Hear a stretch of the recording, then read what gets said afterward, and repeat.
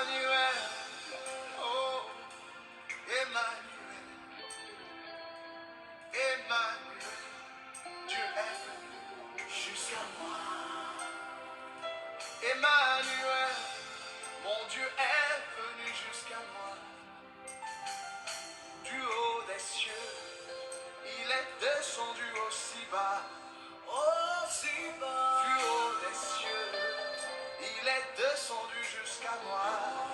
Jusqu'à moi. Quel est cet amour? Jusqu'à moi. Quel est cet amour? Quel est cet amour qui te fit venir aussi haut? Quel est cet amour? Les amoureux de la bonne parole, je vous salue dans le nom précieux de notre Seigneur Jésus-Christ. Que le Seigneur soit favorable avec nous. Que le Seigneur nous bénisse. Avant de commencer, on va prendre notre texte pour entrer dans notre prédication. Puis Psaume 122, le verset 1. Puis Psaume 122, le verset 1. Je lis. Je suis dans la joie quand on me dit, allons à la maison de l'Éternel. Prions. Elohim, nous te disons un grand merci, cher Saint-Esprit. Aide-nous à comprendre ta volonté et de marcher selon ta parole. Nos pensées soient obéissantes à ta volonté. Au nom de Jésus, nous prions et nous disons Amen. Que le Seigneur nous bénisse, mes bien-aimés. C'est bien moi, votre bien-aimé, l'évangéliste Jérémie Kilouanzi depuis Paris. On est toujours dans notre sujet qu'on a commencé de ce qui concerne le Psaume 122, le verset 1. Je suis dans la joie quand on me dit d'allons à la maison de l'Éternel. Et on s'est arrêté là où que le Seigneur Jésus-Christ nous a dit ceci, dans Jean chapitre 2, là où on s'est arrêté, Jean chapitre 2,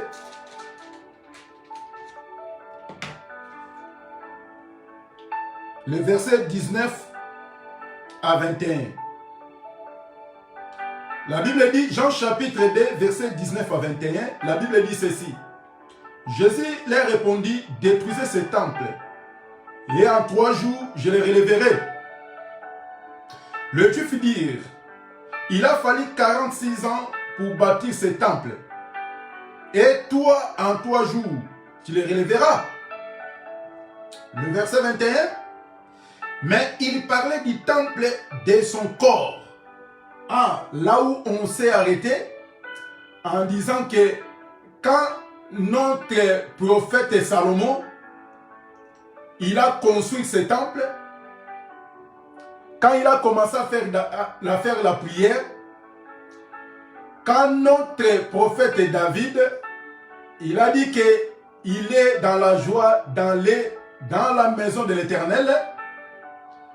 Donc, nous avons compris que David, il ne parlait pas des temples qui est construit par son fils Salomon.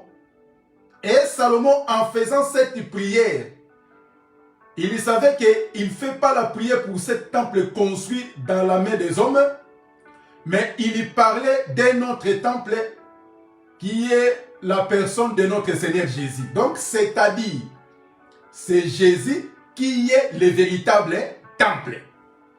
Donc, le temple de Salomon ne bougeait pas, ne se déplaçait pas. Ça demandait que les gens puissent se déplacer pour aller faire la prière. Mais maintenant, quand le véritable temple est venu sur la terre, ce temple-là, il ne va pas rester comme le temple de Salomon. Puisqu'il y aura des pauvres, il y aura des gens qui n'ont pas de moyens pour se déplacer. Écoutez, si nous disons maintenant que le temple de Salomon, ça se trouve en Israël, à Jérusalem. Maintenant, même pour se déplacer seulement, pour aller quelque part, ça demande des moyens de transport. À combien plus forte raison de déplacer pour aller à Jérusalem, en Israël, pour aller faire la prière. Vous voyez? Maintenant, le Seigneur Jésus-Christ, comme c'est lui le véritable temple que Salomon a adressé la prière, que David il disait qu'il est dans la joie quand il va à l'église, quand on me dit d'aller dans la maison de Dieu. David il savait qu'en allant là-bas, on va trouver la solution. Donc c'est-à-dire quand le Christ est venu, il a dit ceci, c'est lui le temple. Il parlait des temples qui est son propre corps. Maintenant, ce temple-là, il n'a pas besoin que les gens viennent pour aller les chercher, mais comme le temple se déplace, le temple-là, il a la possibilité de rencontrer n'importe qui. Vous voyez? Puisque le temple, il est en mouvement, il se déplace. Tu vois maintenant? Donc c'est très important, les enfants de Dieu, de comprendre que le vrai temple que les gens font les dédicaces, ce n'est pas le temple construit dans la main des hommes. Ça, ce n'est pas le temple de Dieu. Ça, c'est une liée pour éviter quand il plaît, quand il y a le soleil, quand il fait froid, ça nous permet de se cacher, d'écouter la parole de Dieu librement. C'est l'église locale. Ça n'a rien à voir avec les véritables églises qui est le temple de Jésus, qui est son propre corps. Maintenant, tu peux avoir des sous, tu peux avoir des enfants, tu peux avoir des maris, tu es dans la joie. Tu peux avoir des maisons dans la joie. Mais ce n'est pas que cette joie qui sera une vraie réponse pour toi. Ok, la joie de David, quoi qu'il avait tout, sa joie s'est trouvée où? Dans la maison de Dieu. On avait dit ceci. Si réellement que les temples construits dans la main des hommes donnent des solutions, le Seigneur Jésus-Christ, il ne pouvait pas déclarer que c'est lui le véritable temple. Puisque si ce temple-là donne la paix, soulage les gens, le Seigneur Jésus-Christ ne pouvait pas dire que c'est lui le véritable temple. Puisque en allant dans les temples construits dans la main des hommes, comme on avait dit que les gens, ils ont mis les noms de leurs femmes, des noms de leurs enfants. Au cas où lui, il a des soucis, ou bien il est décédé, c'est sa femme et ses enfants qui vont prendre le relais. Puisque c'est leur bien. C'est pour cela que le Seigneur Jésus-Christ, il savait bien que l'homme a toujours des désirs contraires à celles de l'esprit. C'est pour cela que le Seigneur ne pouvait pas laisser malmener, maltraiter ses âmes. C'est pour cela que lui-même a décidé de devenir un temple pour faciliter les gens. Puisque dans nos assemblées aujourd'hui, il y a toujours des problèmes. Les gens ne veulent pas partir. Les gens ne veulent pas aller à l'église. Pourquoi? Puisque en allant là-bas, oh, ta famille, ton père ou ta mère, c'est elle ou c'est lui le sorcier de ta vie. Ton mari, il est devenu ton Goliath de ta vie. Ta maman, il est devenu ton Goliath de ta vie. Ta femme, elle est devenue Goliath de ta vie. Vous voyez? Donc les gens, ils ne veulent pas aller à l'église puisqu'il y a toujours des problèmes, il y a toujours des soucis. Donc les gens, ils savent que quand je pars à l'église, j'aurai la solution, je serai consolé, je serai édifié. Comme je n'arrive pas à me réconcilier avec ma femme ou avec ma famille, en allant à l'église, je vais trouver la solution. Mais contrairement à des gens aller à l'église, ils trouvent qu'il y a des problèmes. L'homme, il était bien avec sa famille, il était bien avec sa femme, avec ses proches. Quand il a commencé à aller fréquenter des églises, l'homme est devenu différent. L'homme a changé. L'homme, il a séparé avec ses gens, avec la famille. Mais or que l'église, les pasteurs, les hommes de Dieu, ils sont là censés à donner des solutions, censés à réconcilier les gens. Vous voyez? Mais si l'église, ça devient tout un problème, combien plus fort les gens vont continuer à aller toujours dans l'église du bâtiment? Puisque la femme, elle est à l'église, elle était mariée, quand elle partait à l'église, quand il est sorti de l'église, la femme, elle est devenue divorcée. L'homme, quand il partait à l'église, il était marié. Quand il est sorti de l'église, il est devenu divorcé. Vous voyez?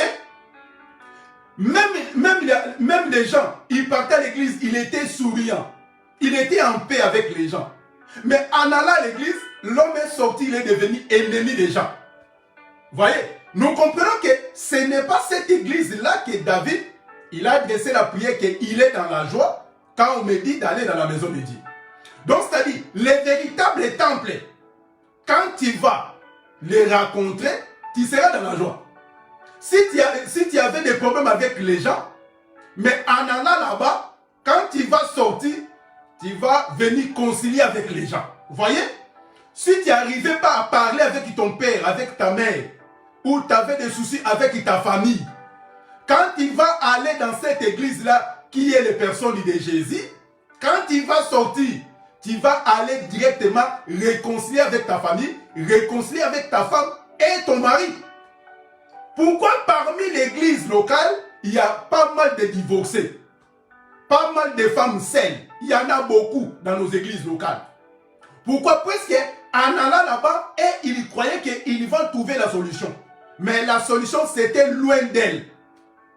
C'était loin des enfants de Dieu. Et les enfants de Dieu sont devenus des incrédules. Vous voyez? Puisque Dieu, il savait que l'homme a des désirs contraires à celles de l'esprit. Il ne pouvait pas rester dans les temples et bâtiments. Écoutez mes frères. Donc, on est là juste pour nous aider à bien comprendre la parole et de marcher avec la volonté de Dieu. Quand vous partez dans l'église locale, lui-même le pasteur, lui-même un serviteur, il a des soucis avec son foyer, il est divorcé, il a pas mal de problèmes. Vous croyez qu'en allant là-bas, il va vous donner des conseils? Lui aussi c'est pareil. Lui-même un homme de Dieu coureur des jupons. Il couche avec les sœurs dans l'église. Vous voyez? Vous pensez qu'en allant là-bas, il va vous donner des conseils d'aller réconcilier avec ton mari? Ou bien en allant là-bas, il va te dire qu'aller concilier avec ta femme? Il va te dire qu'ici à l'église, il y a des sœurs. Ici à l'église, il y a des frères. Tu peux se marier puisque si tu maries un païen, un homme païen ou une femme païenne, tu auras toujours des soucis. Vous voyez? La personne, il était déjà marié. C'est pour ça que dans nos églises, il y a pas mal de divorcés. Mais maintenant, quand la véritable église est venue, la personne de Jésus. Donc, c'est-à-dire, David, il était content d'aller dans la maison. Cette maison, il s'appelle Jésus. Là où Dieu, comme David a dit, et Salomon a dit que Dieu a placé son nom dans cet temple. Alors que nous comprenons que toute la divinité de Dieu s'était placée à la personne de Jésus. Écoutez, on va prendre un passage. Donc, c'est-à-dire, quand Dieu a pris le nom, Salomon, il a dit que cet temple que tu as placé ton nom, même si les gens ils ont des soucis, ils viennent ici, comme ton nom est placé dans cet temple, la personne va trouver la solution. Ah, nous comprenons que le véritable temple qui est le Seigneur Jésus, mais Dieu a placé son nom. Donc le nom de Dieu, ça se trouve à la personne de Jésus. Puisque dans le temple conçu par Salomon, Dieu a mis l'arche à l'intérieur. Or que l'arche, c'était la gloire de Dieu. Écoutez, maintenant comme le Seigneur Jésus-Christ, c'est lui que Dieu a placé son nom à la personne de Jésus, et il va mettre encore l'arche à la personne de Jésus. Pour permettre que si quelqu'un il a des soucis, il vient dans cet temple qui est le Seigneur, quand il va sortir avec joie. Prenons un passage. Colossiens chapitre 1. Colossiens chapitre 1. Colossiens chapitre 1, le verset 19. Colossiens chapitre 1, le verset 19. Écoutez. Car Dieu a voulu que toute la plénitude habite en lui. Voyez?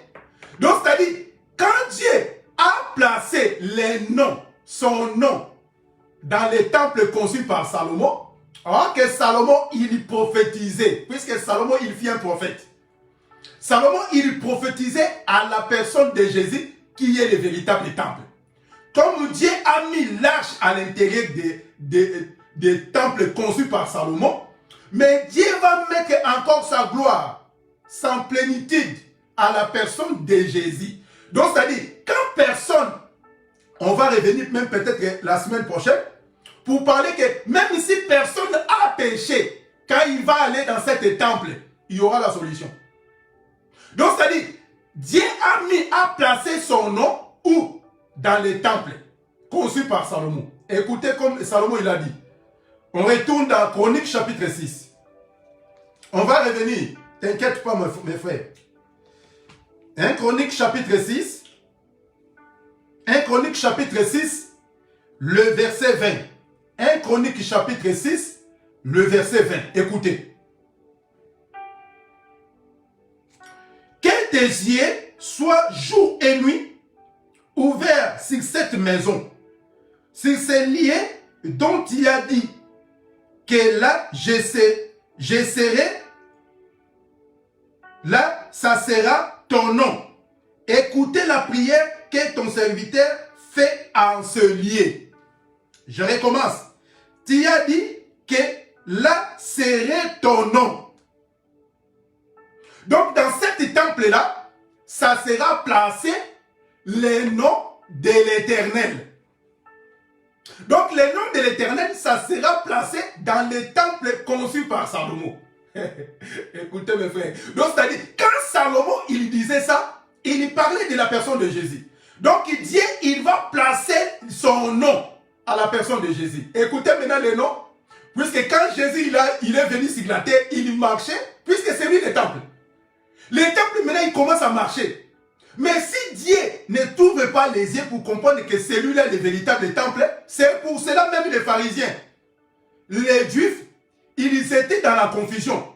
Puisque le temple était déjà descendu, le temple marchait, mais les gens, ils ne croyaient pas, ils ne voyaient pas ce temple-là. Ils couraient toujours à aller adorer le Seigneur où? Dans les temples qui se trouvent à Jérusalem. Même les jours de Pentecôte, Inique et Éthiopien, il était parti où? Il était parti à Jérusalem pour adorer l'Éternel. Vous voyez? Donc le temple, il était déjà sur la terre. Mais les gens, ils ne voyaient pas le véritable temple. Ils couraient toujours d'aller adorer Dieu dans le temple à Jérusalem. Même jusqu'à présent, les gens, ils courent, ils cherchent des billets pour aller à Jérusalem. Pour aller faire quoi? Pour aller adorer le Seigneur. Vous voyez? Or que le temple, il est déjà auprès de nous. Ça nous demande seulement d'ouvrir nos yeux, de comprendre que c'est lui le véritable temple. Il faut que je cours auprès de lui et j'adresse mes prières. C'est pour cela, quand Abraham a compris que c'est le temple qui marche, Abraham il a fait quoi? Il a couru auprès des anges. Or que les anges, c'était Dieu lui-même qui est le temple. Puisque quand tu adresses la prière dans cet temple, Dieu va t'écouter. Écoutez mes frères. Donc c'est-à-dire, les noms que Dieu a placés dans les temples là, on va prendre un passage. Apocalypse 19. Aujourd'hui peut-être on va mettre un point virgule. Apocalypse chapitre 19. Le verset 13. Apocalypse chapitre 19, le verset 13. Écoutez.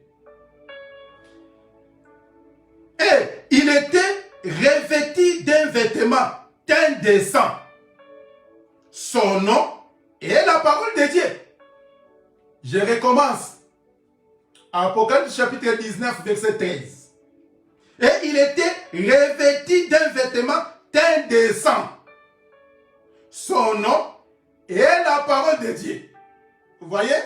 Donc, c'est-à-dire, quand Salomon a fait la prière, il a dit que là où que tu as placé ton nom dans cet temple, pour permettre que quand les gens ils ont des soucis, comme ton nom est évoqué dans ces liens, les ciels écoutent. Maintenant, la Bible dit que Dieu, comme Jésus il est devenu le temple de Dieu, le véritable temple de Salomon, Dieu va aussi placer son nom à la personne de Jésus. Ok, les noms que Dieu a placés à la personne de Jésus, c'est la parole de Dieu. Ok, Jean chapitre 1, verset 1, virgule 14. Écoutez, au commencement était la parole était avec Dieu, et la parole était Dieu. Ah, nous comprenons que si le temple a porté le nom de la parole, tout le monde qui va courir derrière ce temple, il y aura des solutions. Philippe a demandé, montrez-nous le Père, les noms. Il a dit, oh, mais depuis longtemps que je suis avec vous. Donc, celui qui m'a vu, a vu le Père. Vous voyez? Donc, c'est-à-dire, les noms que Salomon, que Dieu a placés dans cet temple, ça se trouve à la personne de Jésus. Donc, aujourd'hui, on va mettre un point virgule ici. Juste un petit conseil, mes frères. Regarde maintenant l'endroit que toi, tu fréquentes. Ça t'a porté quoi? Ça a créé des problèmes? Toi, tu étais un homme erré. Tu aimais les gens. Tu vivais, tu partageais avec les gens. Mais maintenant, quelle église que toi, tu fréquentes? Quel est le rendement? La Bible dit que examinez vous-même. Regarde vraiment bien, mon frère. Regarde bien, ma soeur. Puisque ça, on n'est pas là dans la science-fiction. On n'est pas là pour annoncer nos histoires de voyage. On n'est pas là pour dire nos vies, pour raconter nos vies, nos expériences, nos voyages, nos argent, nos femmes ou nos enfants. On n'est pas là. On est juste là pour présenter Elohim, présenter l'homme, l'homme fort, l'homme qui n'a jamais perdu depuis l'éternité. C'est la personne de Jésus. Mais regarde bien que l'église, toi, tu es en train de fréquenter. Ça a créé des problèmes envers toi et tes proches, envers toi avec ta famille, envers toi avec ta femme, avec ton mari. Tout le temps, une église est censée de protéger, de soutenir des gens, de soulager des gens. Mais l'église a commencé à créer des problèmes. Le pasteur a commencé à dire des choses qui n'est pas bon à la sœur. Oh, ton mari là, il est païen. Il faut divorcer avec lui. Ta femme là, elle est une païenne. Il ne faut pas continuer à vivre avec elle. Vous voyez? Maintenant, les gens sont devenus des problèmes. Alors que l'homme, il était bien. Il faut savoir l'état d'âme de la personne. Vous voyez toutes ces prédications-là. Cette année, Dieu va te faire voir de tes ennemis. Nous, on savait que on n'a qu'un seul ennemi, c'est le diable. Ce n'est pas ton frère, ce n'est pas ta sœur, ce n'est pas ta mère ou ton père. On n'a qu'un seul ennemi, c'est le diable. Vous voyez? Donc la personne, il partait à l'église, il était bien. Mais en sortant de l'église, il est devenu problème. Donc on est là pour prêcher, pour parler à quelqu'un d'autre, à une personne. Je sais que cette prédication va nous soulager, va nous donner de la force encore de continuer à servir notre Dieu. Je suis dans la joie quand on me dit d'aller dans la maison de Dieu. Là où se trouve la joie, là où se trouve la paix. Maintenant, quand la personne il te dit de se séparer avec ton mari, avec ta femme, à l'église, un pasteur. Quand la personne il te dit que ça ne sert à rien puisque c'est tes soeurs ou ton frère qui a cherché des problèmes, qui a des soucis envers toi, ça sert à quoi de fréquenter cette église-là? C'est pour cela, quand le Seigneur Jésus-Christ est venu, c'est lui le véritable temple. Donc c'est pour cela, il faut être content d'aller à l'église qui est la personne de Jésus, puisque lui, il va te donner des conseils. Il va te montrer les chemins à suivre. Et tu seras erré et hérése. Mais nos églises actuelles, ça devient comme une secte. C'est des sectes. Puisque l'église du bâtiment, c'est bien établi. Il sait que si moi je suis absent, c'est ma femme qui prend le relais. Si ma femme n'est pas là, c'est mes enfants. Et il dit ouvertement, vous croyez pas que si je meurs aujourd'hui, mon église sera restée à ma famille. Et nous voyons ça partout. Vous voyez? C'est pour cela que Dieu le savait. S'il a placé son nom dans l'église du bâtiment, la vie éternelle, ça sera fermé pour tout le monde. C'est pour cela que le Seigneur est merveilleux. C'est lui-même le véritable temple. Quand tu vas rencontrer le Seigneur, tu seras soulagé et tu seras béni. On mettra un point virgule. On va revenir des Chroniques, chapitre 6, là où Salomon il a dit, si ton peuple pêche, il vient dans cet temple, pardonne leurs péchés. Donc la semaine prochaine, on va revenir pour toucher cette portion de l'écriture, toujours dans notre thème, je suis dans la joie, quand on me dit d'aller dans la maison de l'Éternel. Que le Seigneur nous bénisse, que le Seigneur soit avec nous. On met un point virgule. On va revenir la semaine prochaine pour continuer notre marche. Que le Seigneur soit avec nous. Prions. Je rends gloire à ton nom, Père, Elohim. Les choses que tu as cachées aux sages, aux intelligents, tu nous as fait grâce de nous révéler à tes enfants. C'est nous, les nations, je dis un grand merci. Que cette parole prenne place. Aide-nous à bien comprendre et de respecter ta volonté. Au nom de Jésus, nous prions et nous disons Amen. Que le Seigneur nous bénisse. On va se voir la semaine prochaine pour continuer tout doucement la parole de notre Seigneur. À très bientôt. Que Dieu nous bénisse abondamment. Merci. Au revoir.